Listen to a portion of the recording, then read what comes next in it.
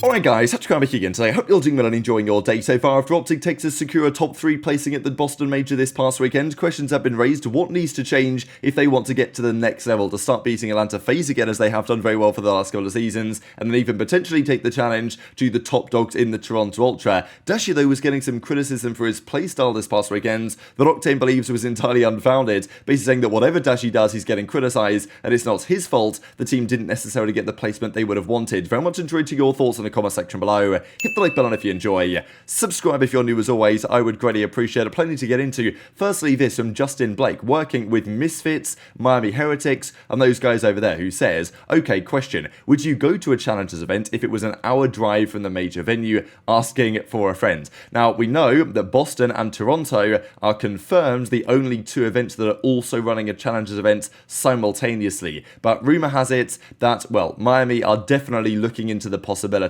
But apparently, it's not going to be plausible in the venue itself where the event is taking place. Space reasons, whatever, I don't know. But they're still kind of keen to do it. So they're looking at the possibility of doing the Challengers event somewhere, you know, outside of where the main venue is going to be. Which, of course, while it's not ideal, is absolutely better than nothing if they can potentially pull this off and make it happen, right? So, yeah, hopefully they can find a way to execute this. Like, obviously everyone, the entire community is like, yeah, hell yeah, we've got to do this rather than nothing at all. So kind of implies that Miami are definitely looking at the possibilities of still making that happen, regardless of the other considerations that are in place at the moment. There was also this in the past weekends, Major 1 peak viewership, which topped out across all the different watch parties, the main CDL stream, Zuma, Scump, etc., at approximately 245,000 views. Like, to be honest, this is pretty mega. For a YouTube deal situation where we're stuck on YouTube, and I know that YouTube as a viewing experience is better, I think you can rewind all this type of stuff. There are positives to it for sure. And look, do I wish we were still on Twitch or had both platforms available? Absolutely. But these numbers are pretty impressive, right? The final day didn't quite go as high as day 3. I think because there was like all the NFL stuff was going on that day, or like the qualification for the Super Bowl. When the event finished, I watched a bit of the Lions, like Niners game, whatever it was actually a pretty good game, to be fair. So I think that's why there was a bit of a dip in viewership on the Sunday, but on the Saturday, I mean, yeah, OpTic FaZe had 245,000 views over everything involved. Now, last year, it peaked at more, not Major 1, but the other majors peaked at higher than this across, like, you know, all the watch parties on Twitch and stuff, but I didn't think we were really going to get these type of numbers on YouTube this year, but I guess that's what OpTic FaZe does, maybe, because, you know that when OpTic play, it's going to be a banger, and when we get many OpTic FaZe series, it's obviously a big deal. So I thought these were really impressive numbers actually this weekend that just show that COD is still in a very good spot and has a massive community behind it, especially in the North American side. But of course, we expect to continue that viewership trends if we continue to get the big blockbuster matches, OpTic FaZe, OpTic Ultra, OpTic New York, this type of stuff on the end of the tournament on the championship Sundays. That requires those teams to make it that far in the tournament, which they did this past weekend, of course, with the exception of the Subliners. Now, there's also been some talk on what should the tier list be.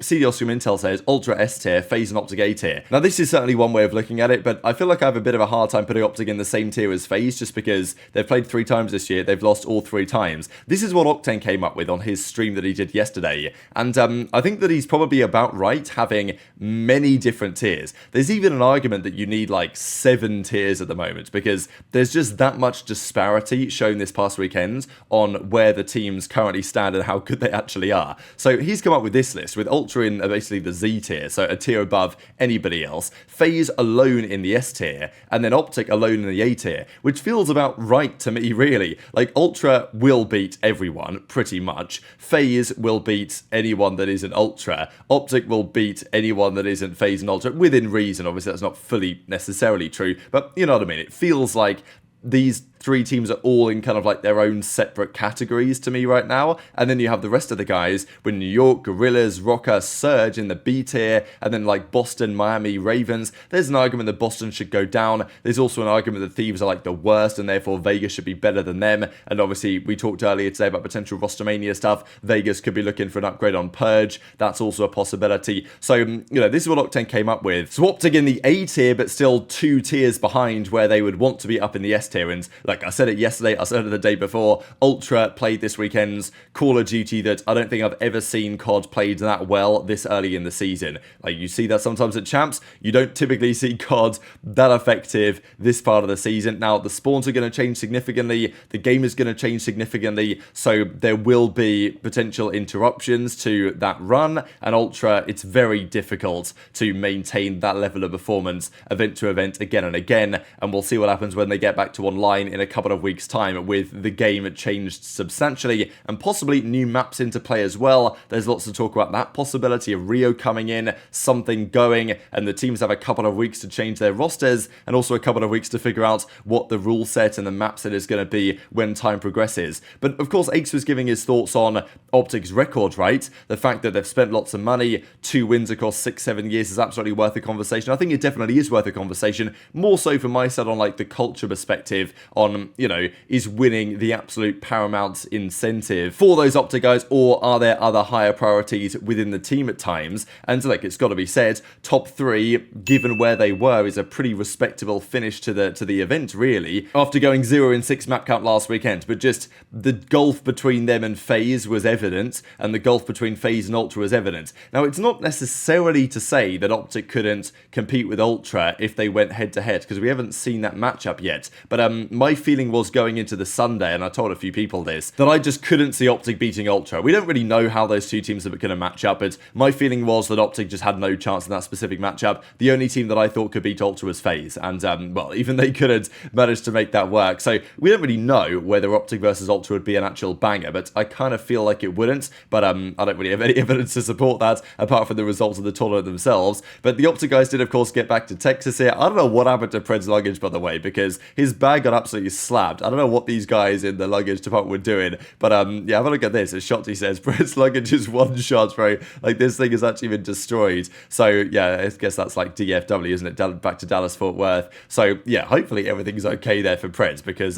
Delta maybe not done the best job with this one. But Pred was OpTic's best performing player of the weekends. Kenny has possibly been their best performing player so far this season, and sure, Kenny had a bad series against FaZe on the Sunday, but apart from that, he was pretty good. The players that have been getting the most criticism for OpTic, really, are the 2 players that were on OpTic last season and for the last couple of years, Dashy and Shotzzy, respectively. Shotzzy, we can discuss in a second, has not been as good as OpTic need him to be, but Dashy has played a different playstyle to what he's done for the last couple of seasons. Now he's a much more, at times, reserved player. He is basically the hill kitten, right? He sits in the hill, he picks up the time, and he doesn't have that many engagements on the map. The question has therefore been raised as to whether Dashy's playstyle is a bad idea. Is his playstyle hurting the team? Is it costing the team? But look, Octane gives his thoughts on this. People were yelling at him about not playing for the win.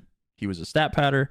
He didn't know how to win. He didn't have the winning mentality. He was doing stupid shit on the map, not allowing his team to be put in good spots. Now, he is no longer utilizing his talent. He's playing too much for the win. He's playing too slow. He's not doing what he should on the map with his talent. What?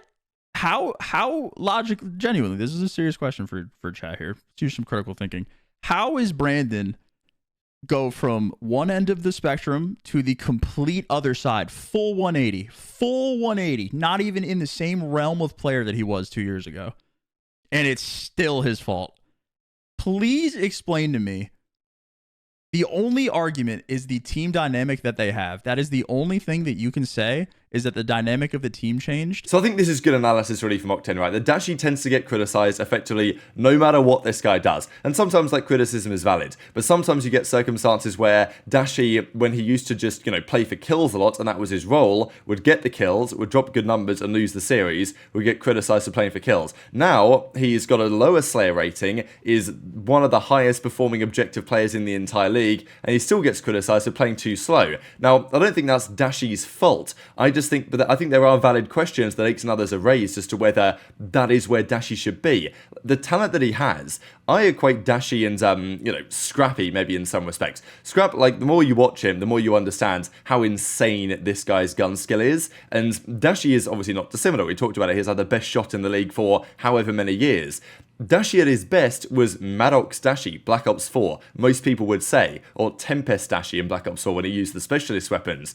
And that was a fast-paced role that Dashy played. Dashy was on the Maddox, he wasn't on the ICR. Crim was forced onto the ICR role, and he used to try and get Karma or Dashy to do it as well. But Dashy preferred to be up close and personal, and, you know, just go so many engagements and get so many kills, and that was what Dashy did. And it does feel like when you're just that talented, it probably pays to use the talent more so than just have you be the hill guy. Now, not to say that Dashy and Kenny should like swap roles precisely, but I think there are some questions as to whether they need to think about the way they run their respawns OpTic to make this a more viable option, because Dashy being the not the sole objective guy, but the number one objective guy sitting in the hardpoint getting a time. I think that Octane also maybe is defending this in some respects because that's kind of how Octane used to play as well. Like, he was the hill kitten, but he was also doing a lot of communication work, right? And Dashy's comms aren't exactly on Octane's level, so there's an argument that Dashy and Octane aren't really the same players. Sure, incredible shots, and right now they're not playing dissimilar roles on their teams over the last couple of years,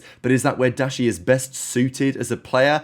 I'm not so convinced personally. So I don't think this is a criticism of Dashy, it's more so a criticism of the way that OpTic have set up their team and the way that they need to think about it going forwards, because I think Octane's right to say, look, Dashy gets criticised no matter what, but the idea that OpTic are not necessarily setting up their team the best they can for success in the respawn modes is, I think, a viable discussion as well. And Shotzzy will have to think about this also, because there are a couple of prominent SMG players, Shotzzy and aBeZy, that both said a very similar thing this past weekend. Didn't play like myself this weekend, said Shotzzy, and this is the quote from aBeZy yesterday. Didn't play like myself this weekend. Literally the exact same quote, which is kind of interesting because those guys have both been struggling, you've got to say, to keep up with the level that their team needs and, you know, just to make it work with their teammates, right? Simp has turned up this year, LePred has turned up this year, so it's left aBeZy and Shotzzy in a bit of a, well, tricky position, I think, for both of those guys to remain as impactful as they would like to be. But the point is that Toronto, with Envoy and CleanX, have absolutely figured that out. So there will be lots of VOD to review, lots of discussions to have with the team,